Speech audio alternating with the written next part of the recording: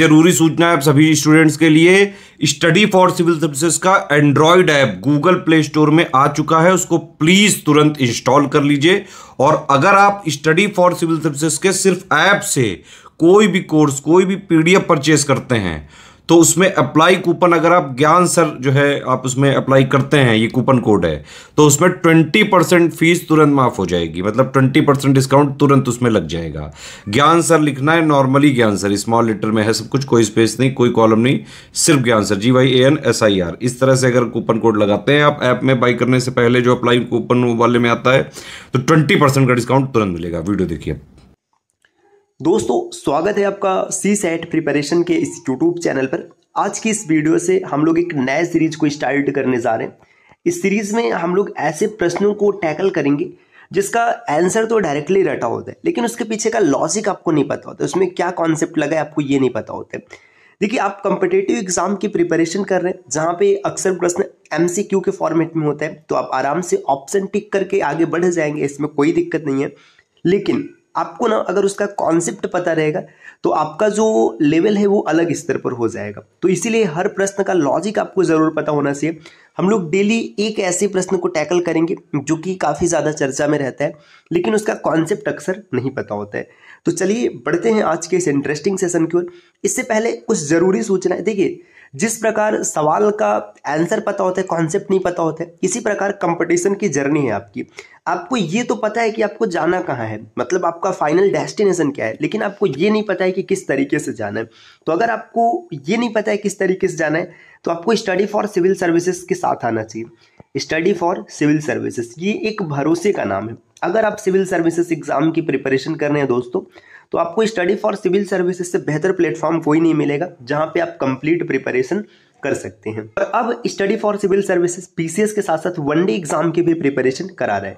आप इसके इनिशिएटिव ज्ञान सर एजुकेशन को इंस्टॉल कर वनडे एग्जाम की प्रिपरेशन कर सकते हैं। चलिए फिर आज के अपने इंटरेस्टिंग प्रश्न को देखते हैं। देखिए, आपने ये सबको पता होता है कि x के पावर 0 आंसर 1 होगा, 10 के पावर 0 आंसर 1 होगा, 505 के पावर 0 आंसर 1 होगा।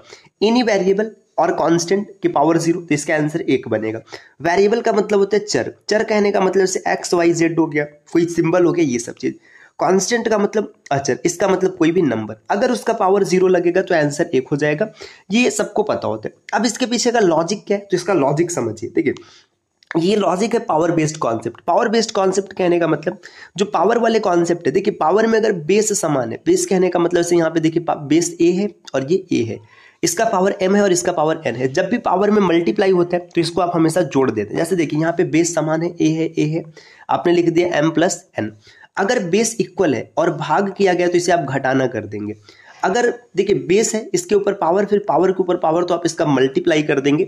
इसी कॉन्सेप्ट का प्रयोग किया जाता है। चलिए अब समझते हैं। जैसे मान लीजिए आपके सामने लिखा है 5 के पावर 0, आप इसका आंसर बता रहे हैं 1, तो ये सच में कैसे है समझिए।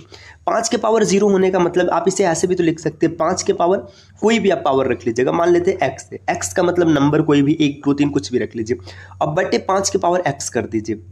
देखिए, दोनों का बेस क्या है, समान है, 5 यहाँ भी है, 5 यहाँ भी, तो आप इसे आराम से लिख सकते हैं 5 के power x minus x. x में से x अगर आप घटाएंगे तो आंसर कितना आएगा, 0, तो 5 के पावर 0। अब जब इसको काटेंगे, देखिए 5 से 5, x से x कट जाएगा, तो इसका आंसर 1 आएगा। तो ये कॉन्सेप्ट यहाँ पर प्रयोग किया जाता है। जैसे आप लिख लीजिएगा 100 के पावर 0।